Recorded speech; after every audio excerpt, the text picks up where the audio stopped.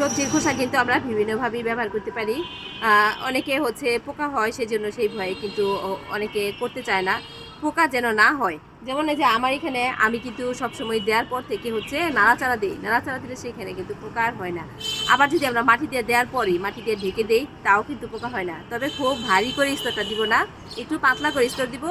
সবজির একটা স্তর দিব, আবার উপরে একটা মাটি দিব, সবজির একটা স্তর আবার একটু মাটি, তাহলে কিন্তু এখানে কোনো পোকা হওয়ার সম্ভাবনা থাকে না। তাছাড়া হচ্ছে এর মধ্যে যদি আমরা যে কোনো ছত্রাকনাশক দিয়ে দিই তাও কোনো ফাঙ্গাস কোনো ছত্রাক এগুলো পড়ে না, পোকাও হয় না। আবার লাল পটাশটাও আমরা দিয়ে দিতে পারি সাথে। আর দ্রুত পচার জন্য মানে সবজিটাকে দ্রুত পচার জন্য কিন্তু হালকা করে যদি আমরা ইউরিয়া দেই তাহলে কিন্তু সবজিটা দ্রুত পচে যায়। কিন্তু আমি দেই না, কারণ ইউরিয়া দিলে হচ্ছে মাটির মানে সবজির গাছগুলো দেখা যায় তখন কি হয়, দ্রুত বড় হয় মানে, কিন্তু মাটিটা কিন্তু নষ্ট হয়ে যায়, মানে লকলকা হয় প্রথম অবস্থায়। এই যে আমরা যে মাটিটা করবো সেই মাটিটা কিন্তু ইউরিয়া সারের জন্য আরও আস্তে আস্তে নষ্ট হয়ে যায় তখন।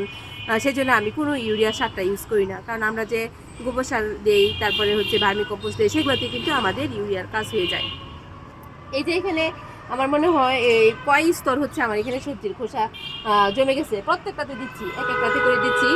এইটা কিন্তু সরাসরি এর মধ্যে আমি বীজ বসাবো না, এটা যখন রোদ উঠবে এগুলোকে সব মাটির সাথে মিক্স করে ভালো করে রোদ দিব, রোদ দিয়ে শুকাবো, শুকায় তার মধ্যে একটা ছত্রাকনাশক দিব, দিয়ে তারপরে মাটিটা একদম ঝুরঝুরে করবো, ঝুরঝুরে করে তারপরে এর সাথে কিন্তু কোনো খাবারের প্রয়োজন নাই আমার এখানে, কারণ যথেষ্ট পরিমাণ জৈব সারের ভিতরে এমনিতেই হয়ে গেছে এখন। তখন এর মধ্যে হচ্ছে আমি বীজ বসাই দিব।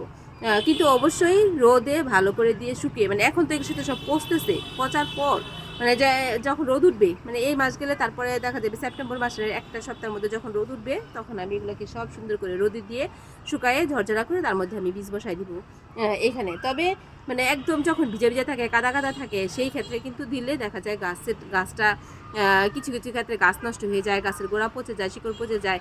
প্রথম অবস্থায় ভালো হলেও পরে কিন্তু আর ভালো হয় না। সেই জন্য সবজির খোসা, আর তাছাড়াও আমরা শুকনা মাটির সাথে মাটি দিয়ে যদি সবজির খোসা দিয়ে তখন আমরা বসাই সেখানেও কিন্তু পোকা হয় না।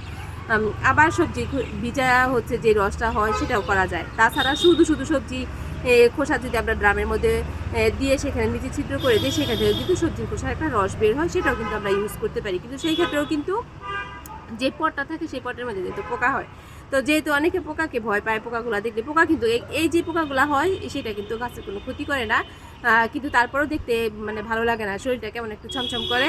এই জন্য আমরা মাটি দিয়ে ঢেকে ঢেকে দিব সবজির খোসাগুলোকে, তাইলে কিন্তু আর পোকাও হবে না, আমরা খুব সুন্দর ফ্রি অনেকগুলা জৈব সার তৈরি করতে পারবো।